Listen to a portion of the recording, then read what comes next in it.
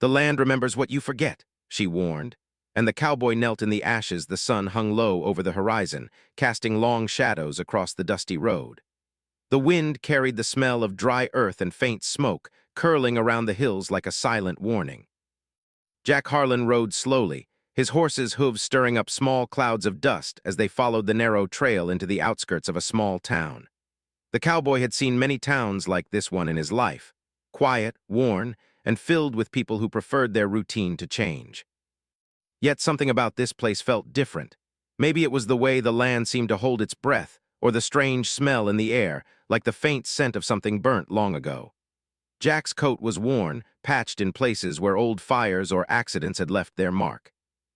His hat shaded his eyes, but not enough to hide the deep lines etched across his face, the silent stories carried by a man who had spent years wandering. He was not a young man anymore, though his movements were steady and sure. Each step of his horse seemed measured, careful, as though Jack feared disturbing something he could not yet see. As he approached the outskirts of the town, he noticed a small farm tucked away behind rolling hills. Smoke rose lazily from the chimney, curling into the sky. A woman appeared at the edge of the fence, her figure straight and strong despite her age. She watched him quietly, her eyes sharp and knowing, as if she could see straight through him. Jack slowed his horse, unsure whether he should pass or acknowledge her presence. "Come here, son," the woman called, her voice carrying across the fields. "I have something to tell you, and you'd best listen." Jack hesitated. He was used to strangers, but there was an unusual weight in her voice. He nudged his horse forward, stopping a few feet away. "I'm Martha," she said, her eyes never leaving his. "I know who you are, though you may not remember me, and I know what you carry in your heart, even if you try to hide it." Jack blinked, startled by her words. He had spent years running, trying to forget the past, trying to leave behind memories that burned as fiercely as the fires he had escaped. Now, this woman, a stranger, spoke as if she knew the secrets he had buried so carefully. "The land remembers what you forget," Martha said, her voice softening yet firm. "It will not let things go, and it will not let you go until you face what has been left behind. Do not wander here with your past hidden. Do not think it can be ignored." Jack swallowed hard, his jaw tightening. He wanted to dismiss her words, to call them the ramblings of an old woman. But there was something in the way she said them, in the steadiness of her gaze, that made him pause. He felt a shiver run down his spine, a mixture of fear and recognition. "I thank you," he said finally, his voice low. "I'll remember your warning." Martha nodded, though her expression remained grave. "Remembering is not enough, son. You must act. The land will remind you if you do not." Jack mounted his horse again, his mind racing. He had spent his life avoiding reminders, fleeing from the echoes of the past. Yet now, as he rode through the rolling fields and hills, he noticed charred patches of earth, blackened remnants of something long gone. Burned fences leaned at odd angles, and scorched trees stood like silent sentinels over the landscape. Something deep inside him stirred, a memory brushing the edges of his consciousness, teasing at a past he had tried to forget. By mid-afternoon, he reached the small town itself. Its streets were quiet, lined with weathered buildings, each one telling a story of survival, loss, and stubborn hope. Jack dismounted at the edge of the main street, taking in the simple life unfolding around him. Children ran barefoot along the dusty roads, and merchants called out their wares with a friendly familiarity. Yet beneath the calm, he sensed the quiet tension of a town that had seen its share of hardships, a town shaped by fire, wind, and time. Jack approached a ranch on the outskirts of town, its fences weathered but sturdy, its horses grazing calmly. The ranch owner, a tall man named Cole, eyed him with a mixture of curiosity and caution. Cole's hands were rough, his face marked by years of sun and labor. He had seen many men come and go, some honest, some troublemakers, and he was wary of newcomers. "You looking for work?" Cole asked, his tone neutral but firm. "Yes, sir," Jack replied, tipping his hat respectfully. "I can handle horses, fences, and anything else you might need. I've worked the land before, and I learned quickly." Cole studied him for a moment, then nodded. "We could use a hand. Horses need feeding, fences need mending, and the barn could use some care. You seem steady enough. I'll give you a chance." Jack spent the afternoon tending to the horses, feeding them and checking their health.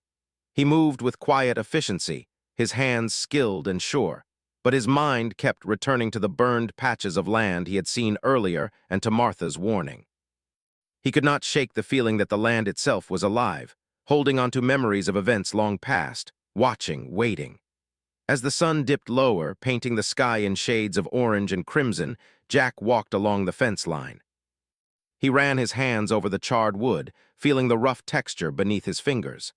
It was as though the land itself carried a story, a history that demanded attention. Each scar in the soil, each burnt fence post, seemed to whisper a warning, a reminder that the past does not easily let go. That evening he returned to the small inn at the edge of town.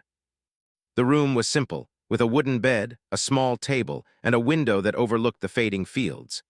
Jack sat quietly thinking about the day, about Martha's words, about the strange pull he felt toward the burned land. He realized that this town, this land, was not just a place to work and rest. It was a mirror reflecting pieces of himself he had tried to forget. Night fell, and the wind carried with it the faint scent of smoke, drifting from the distant hills. Jack lay on his bed, staring at the ceiling, replaying the day's events in his mind. He remembered fragments of his childhood, flashes of fire, a barn, and voices he had buried deep. The memories were faint but persistent, surfacing like ash carried by the wind. He felt a strange combination of fear and curiosity, a pull toward something he could not yet name. In the quiet of the night, he heard the soft creak of the inn's wooden floorboards, the distant howl of a coyote, and the occasional whisper of the wind through the trees. It was a sound both eerie and comforting, as if the land itself was speaking to him, reminding him of its presence, of its history, of the weight it carried. Jack knew, deep down, that he could not ignore it. By the next morning, he was awake before sunrise, riding once again through the fields and hills.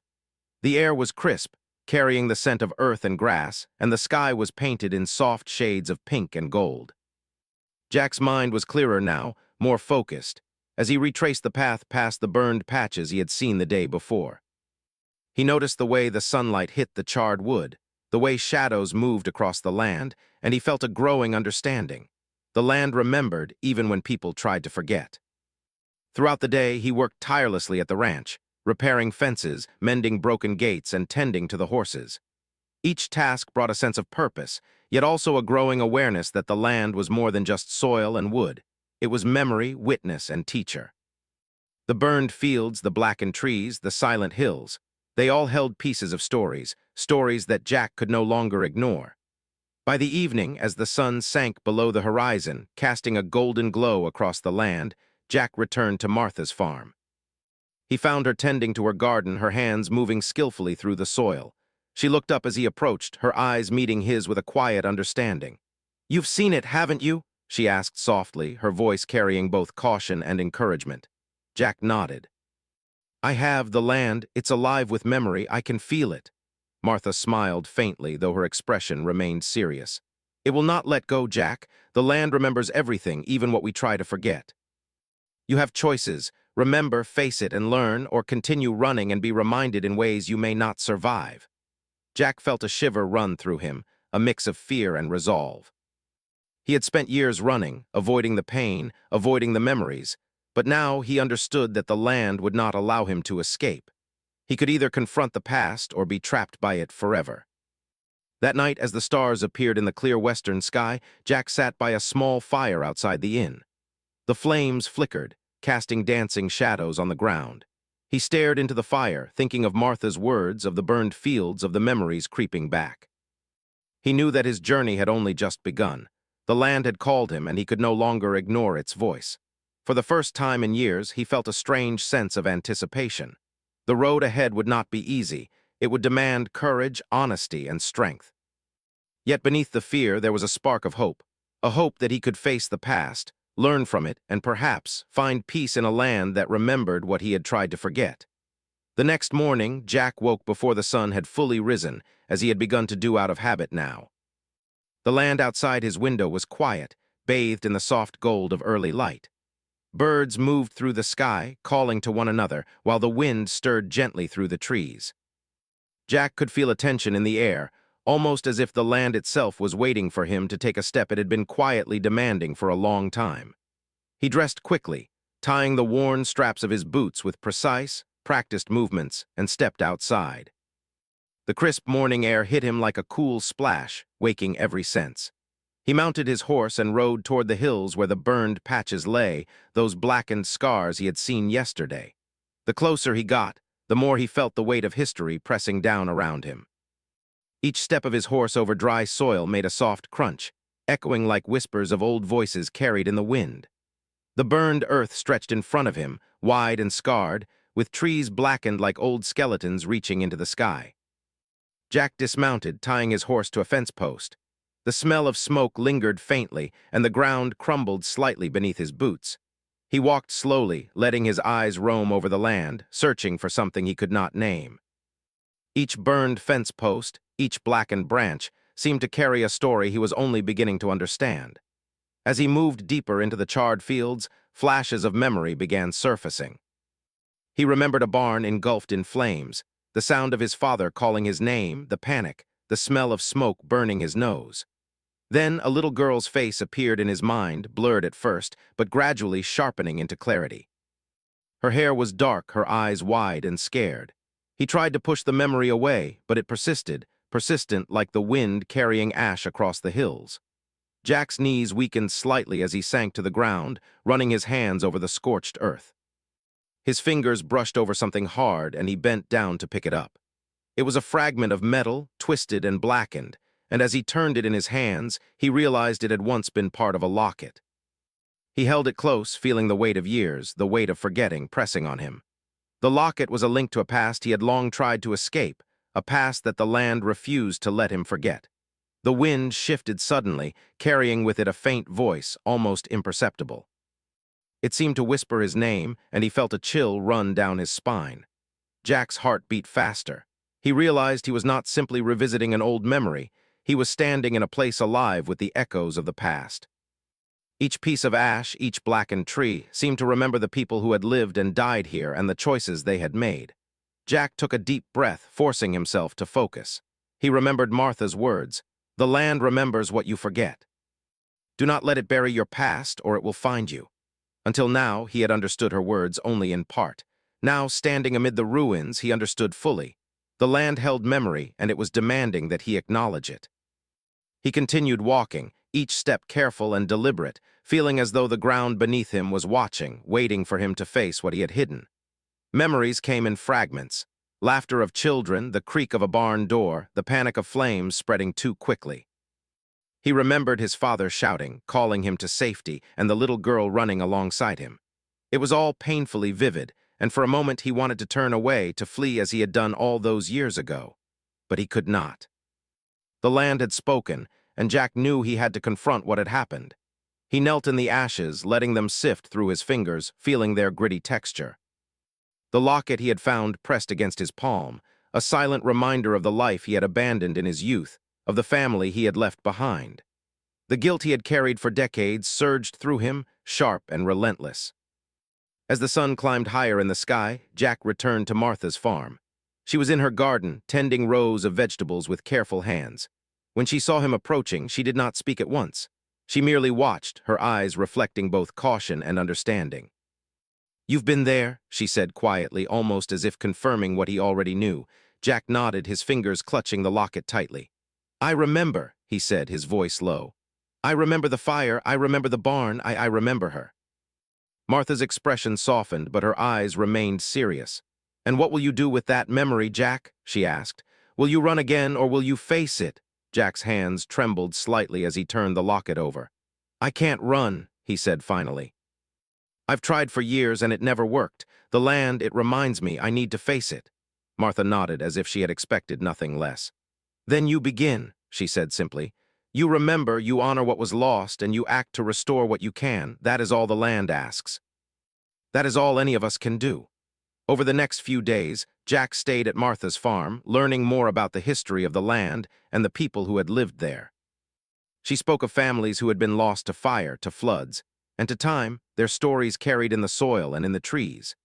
She explained how the land held memory, not in a mystical way, but in the way scars remain, how soil bears the imprint of life and death alike. Jack listened intently, absorbing every word. Each story resonated with him, connecting threads of memory he had tried to sever. He began to understand that the land was not punishing him.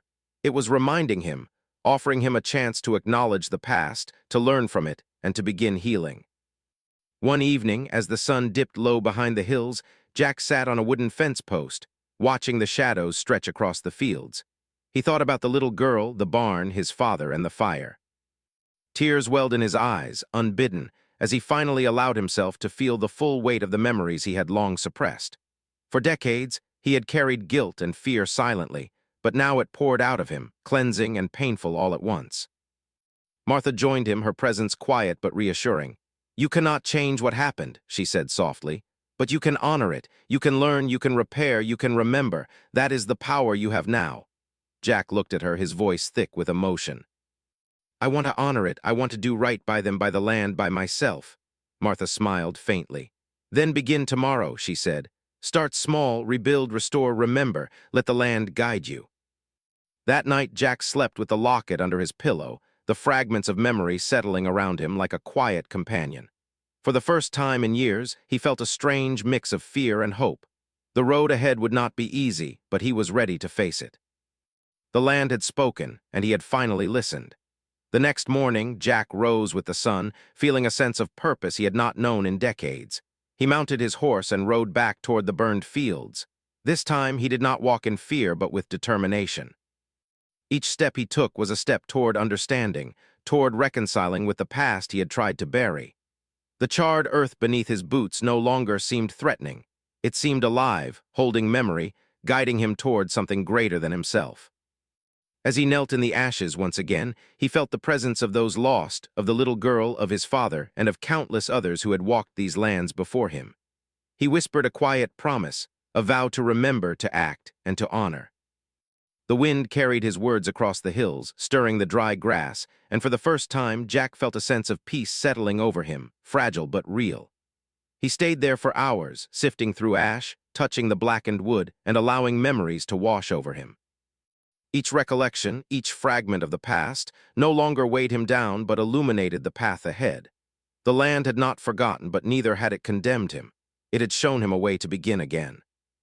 By evening, he returned to Martha's farm once more, his face streaked with soot and sweat, but his eyes brighter than they had been in years. He knew that his journey of remembrance and restoration had only just begun. The land held many memories, many lessons, and he was determined to learn them all. For the first time, Jack understood Martha's warning not as a threat but as guidance. The land remembers, and so must we. To forget is to be trapped, to remember is to be free. Jack rose before the first light of dawn, his body tired but his mind sharper than it had been in years. The land called him, pulled him toward the place where the fire had taken so much from his life. He had spent days preparing himself, learning from Martha and revisiting fragments of memory, but today felt different. Today was not about learning. Today was about facing. The horse's hooves crunched over the dry earth as Jack rode through familiar hills, the sun slowly breaking over the horizon, painting the sky in shades of gold and crimson. Each hill, each ridge, seemed alive, almost breathing, as if it recognized him and remembered him long before he had recognized himself. The charred remains of trees, fences, and barns stretched ahead, their blackened silhouettes stark against the morning light. The sight of them made his chest tighten, memories pressing on him like the weight of 1,000 untold stories. Jack dismounted near a large patch of burned earth, the ashes cold and brittle under his boots. He paused for a moment, letting his gaze sweep over the landscape, taking in the ruin and quiet that seemed to hover over it. The smell of smoke lingered faintly, carrying with it a strange sense of both danger and familiarity. Every element of the land spoke to him, whispering fragments of a past he had long tried to bury. He knelt in the ashes, his hands pressing into the blackened soil. The rough texture scratched at his palms, a tangible connection to events he had buried deep inside. He felt the heat of memory rise within him, bringing faces, sounds, and moments long forgotten to the surface. There was the little girl, her frightened eyes staring at him from across the fire, his father's voice calling, sharp and urgent. The crackling of the barn engulfed in flames, the panic, the confusion, and the unbearable fear. Tears ran down Jack's face as he pressed the fragments of memory against the cold earth. He realized how much he had carried without ever acknowledging it. For decades he had fled, pretending that the past had no hold on him, but the land remembered. The land never forgave forgetting. And now, kneeling in the ashes, he understood the magnitude of what he had tried to escape. He ran his hands over the remains of a fence post, blackened and splintered. The initials carved into the wood caught his eye, his own. They brought back the weight of responsibility he had abandoned, the family he had left behind, and the consequences of a night that had changed everything. The realization hit him hard. He had not simply survived the fire. He had left pieces of himself behind in it, and the land had kept them safe, waiting for him to return. Jack spent hours sifting through the ashes, uncovering remnants of the past. A small, burned-out locket lay beneath his fingers. He held it close, feeling the engraved letters, the tiny scratches, the evidence of love and memory preserved despite the devastation. Fragments of letters, blackened and brittle, were scattered around the field. He picked them up, letting the words of the past touch him. Each one spoke of fear, hope, and loss. Each one reminded him that what had been destroyed was not just wood and earth, it was life, memory, and connection. As the sun climbed higher, Jack found himself overwhelmed by the magnitude of what he had forgotten. The fire had taken more than he had realized, not just buildings, but relationships, innocence, and trust. He remembered now the little girl's laughter before the chaos, the way his father had tried to shield them, and the decisions he had made in a desperate attempt to survive. The weight of guilt was almost unbearable, yet he knew he could not turn away. He sat in the ashes for a long time, letting the memories wash over him. The land seemed to embrace him, acknowledging his presence, his sorrow, and his willingness to face the past. He whispered apologies to the little girl, to his family, and to the land itself.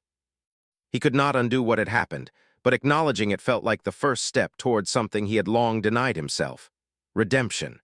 In the middle of the field, Jack noticed the remains of the barn where so much had begun and ended.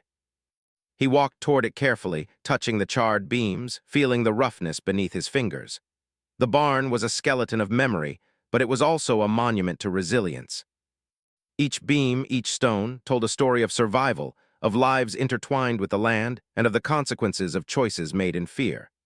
Jack knelt once more, placing the locket and letters carefully in the ashes. He closed his eyes, allowing the sun to warm his face, the wind to carry the voices of the past across the fields. He spoke quietly, promising that he would not forget. He would honor what had been lost, rebuild what he could, and remember the lessons etched into both the land and his own heart. Hours passed, the sun moving across the sky, and Jack remained in the ashes. He felt a strange mix of exhaustion and clarity. The act of remembering had drained him, but it had also awakened something he had long ignored: a sense of purpose, a responsibility not just to himself but to the land and to the memory of those he had lost. By late afternoon, he began clearing some of the debris, moving charred wood and broken stones aside.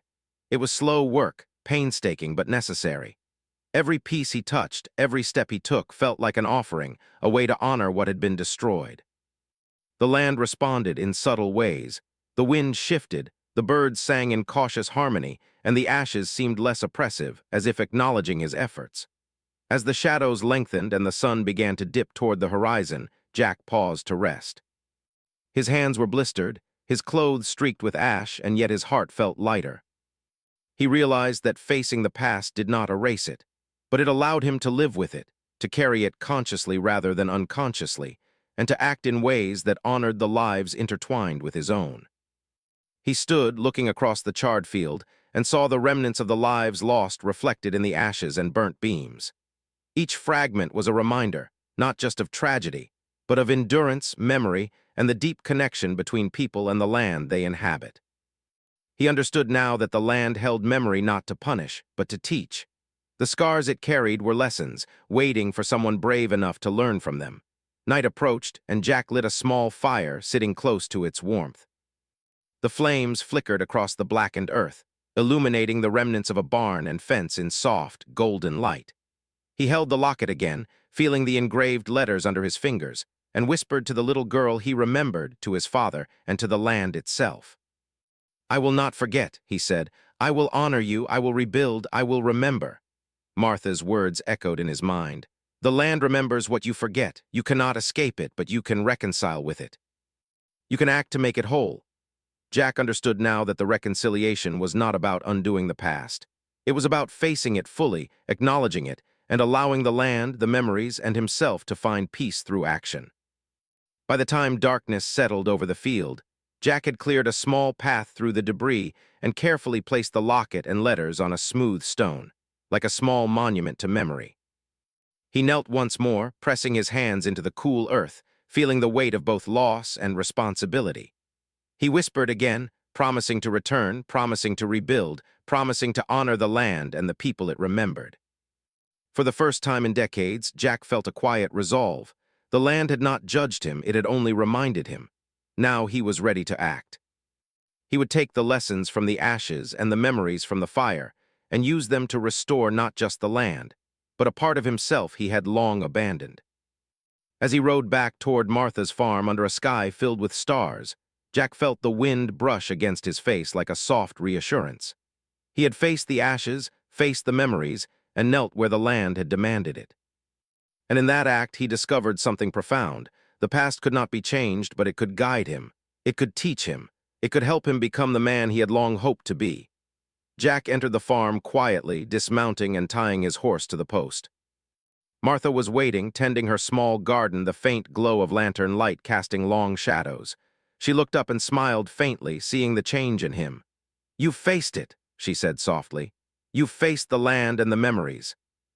Now comes the next part, the rebuilding, the honoring, the remembering with action." Jack nodded, feeling the weight of her words and the warmth of understanding. He was exhausted, physically and emotionally, yet something inside him burned brighter than ever. The ashes had not only reminded him of the past, they had shown him a path forward, and he was ready to walk it. The morning sun broke over the hills, painting the sky in soft shades of gold and rose. Jack rose early, as he had done since arriving in this land, feeling the steady pull of purpose in his chest. The night had been long and restless, filled with dreams of smoke, fire, and the faces of those he had long tried to forget. Yet now, unlike before, the dreams were not filled with fear. They were filled with resolve, a quiet understanding that he could move forward. He stepped outside, the cool morning air brushing against his face, carrying with it the faint scent of grass and earth. His horse waited patiently at the fence, ears twitching as if sensing Jack's determination. He mounted and rode toward the fields where the ashes still lay, but this time he was not there to kneel in sorrow or fear. He was there to rebuild, to honor, and to restore life to a land that had long been marked by loss. Jack began by clearing the burned remnants of old fences and fallen beams. The work was hard and slow, but it was also meditative. Each swing of his hammer, each nail driven into wood, felt like an act of reconciliation, not just with the land, but with his own past. The charred earth beneath his boots no longer seemed threatening. Instead, it felt alive, fertile with memory and possibility, as though it had been waiting for him to take these steps all along. As he worked, he thought of the people he had lost, of the little girl whose frightened eyes had haunted his memories, and of his father, whose voice had called him through the smoke. He imagined them watching, silently approving, their presence felt in the whisper of the wind and the subtle shift of the trees. The land, he realized, had always been a keeper of their stories, and now it was teaching him how to honor them. Martha joined him in the afternoon, carrying a small bundle of seeds and tools. She worked beside him, her hands moving with practiced skill. They did not speak much, letting the work itself become the language of remembrance. Jack found comfort in her presence, not as a teacher this time, but as a companion in the act of restoration. Her calm determination mirrored his own, and together they moved through the fields, clearing debris, planting seeds, and repairing what had been broken. As the days passed, Jack continued to restore the land. He planted rows of crops in the blackened soil, their green shoots standing in stark contrast to the charred remnants around them. He repaired fences and rebuilt shelters for the animals, each act of labor feeling like a promise to the past. He even planted a small tree at the center of the burned field, its young branches reaching toward the sky as if to signal hope and renewal. The townspeople began to notice the changes. Horses that had once been skittish now moved calmly through the fields. The air felt lighter, more alive, and the blackened hills seemed to breathe in a subtle rhythm with the work Jack had undertaken. People began to approach him cautiously, offering assistance, stories, and encouragement. They had witnessed loss before, and they understood the importance of remembering and rebuilding. Slowly, Jack felt a sense of connection returning to him, not just to the land, but to the people who shared it. One evening, as the sun dipped low, Jack stood atop a small hill overlooking the fields he had been restoring. The locket and letters he had found in the ashes lay carefully on a stone at the foot of the hill. He knelt beside them, feeling the texture of the earth beneath his hands, and whispered once more to the little girl and to his family, "I remember. I honor you. I will care for this land, and I will not forget." Martha approached quietly, standing beside him. She placed a hand on his shoulder, a gentle but firm reminder of all he had accomplished and all that remained. "The land has accepted your memory," she said softly. "It has accepted your efforts. Now you must live with it, act with it, and continue to grow with it. That is how healing begins." Jack nodded, feeling the weight of her words. Healing was not something that could be completed in a single day. It was a process, a continuous act of remembrance, care, and acknowledgement, and he was ready for it. The land had reminded him of the past, and now it was guiding him toward the future. In the following weeks, Jack worked tirelessly. He rebuilt the barn, sturdy and strong, replacing the beams lost to fire with new wood that he had sourced carefully. He repaired fences that had once been charred and unstable, making them secure for the livestock that roamed the hills. He planted more seeds, tending to them daily, watching as the first shoots broke through the soil, fragile yet full of life. The little farm he had begun to restore became a place of learning and reflection. Jack found himself teaching younger members of the town about the land, about responsibility, and about memory. He shared his own story carefully, not to dwell on guilt, but to illustrate the importance of facing the past and honoring it through action. Children and adults alike listened, captivated by his honesty and the tangible transformation of the land before their eyes. One day, Jack returned to the exact spot where he had knelt in the ashes.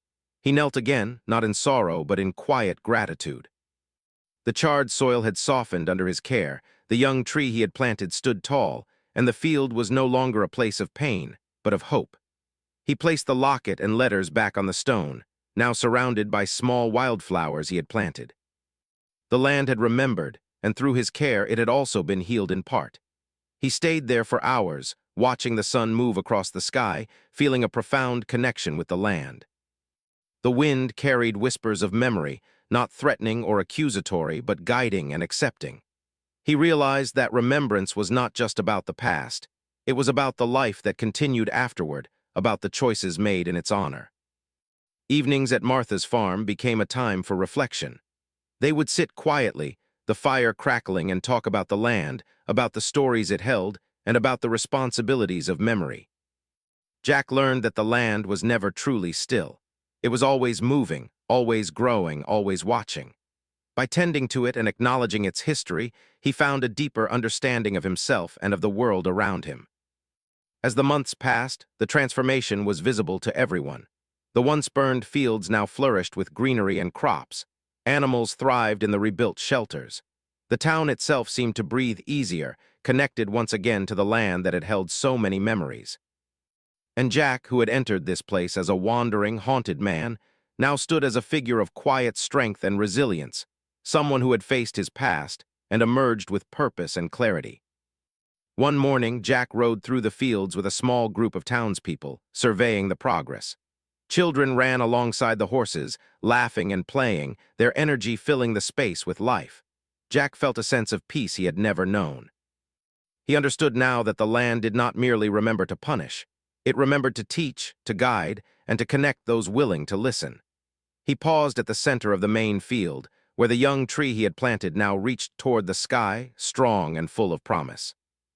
He knelt and touched the soil around its roots, whispering quietly, "I remember, and I will care for this land always. I will honor what was lost, and I will protect what is here now."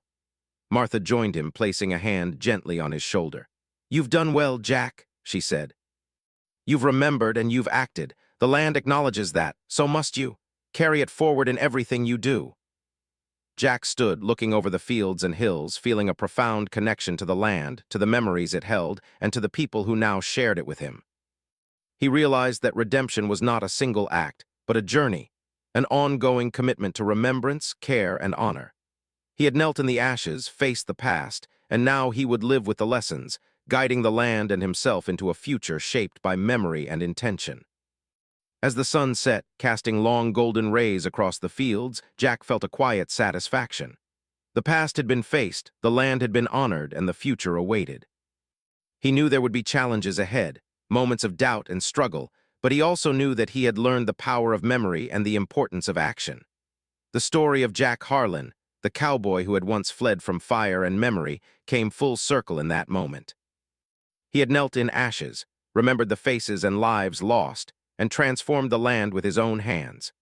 The town, the fields, and even the winds themselves seemed to acknowledge his efforts, carrying with them the lessons of history and the promise of renewal. And as the stars emerged, twinkling softly in the clear night sky, Jack rode back toward Martha's farm, heart steady, mind clear, and spirit reconciled. He had faced the past, restored the land, and found his place within it. The land remembered, and now so did he.